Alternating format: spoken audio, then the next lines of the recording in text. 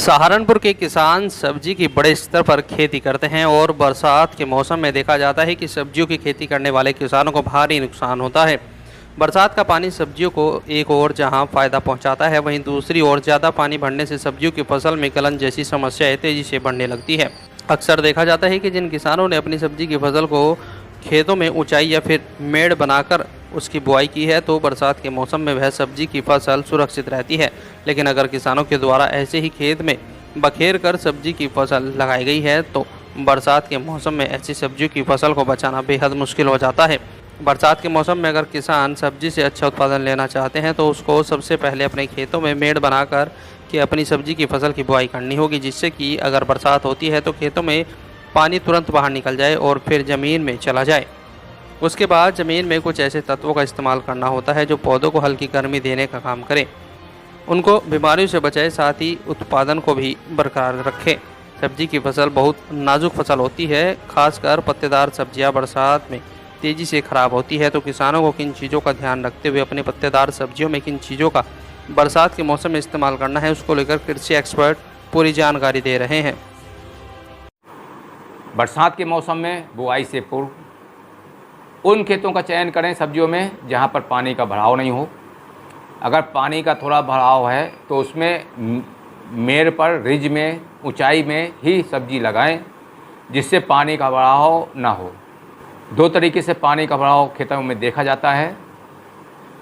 जब बरसात होती है तो पूरे खेत में ही चल जाता है। अगर ऊंचाई पे या रिज में, डोल में सब्जी है तो वो किनारे से पानी निकल जाता है, सब्जी हमारी सुरक्षित रहती है।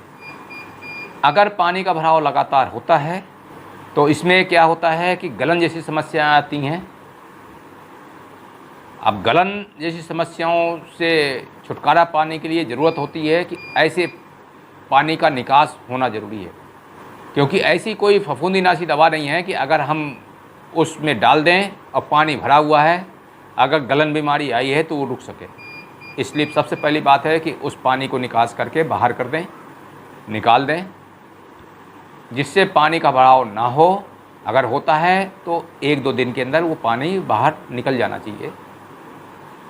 दूसरा, एक किसान भाई ध्यान दें कि एक बेंटोनाइट सल्फ़र आता है, ग्रेन्यूल्स के रूप में भी है, छिड़काव के रूप में है, उसका प्रयोग करें, जिससे ज़मीन में थोड़ी गर्मी आती है। जड़ अगर थोड़ी सी नाजुक हो चुकी है तो उसको थोड़ा सा हिम्मत बनती है। और एक छिड़काव NPK का ज़रूर हमारे किसान भाई कर दें। अगर कुछ नहीं है तो नैनो DAP आता है, जिसमें नाइट्रोजन होता है, फास्फोरस होता है, उसका छिड़काव कर दें 5 ml प्रति लीटर पानी के हिसाब से। तो निश्चित रूप से पौधों में एक बीमारी से लड़ने की क्षमता पैदा होती है और उसकी ग्रोथ भी अच्छी दिखती है। तो अगर किसान भाई ऐसा करेंगे निश्चित रूप से फ़ायदेमंद है।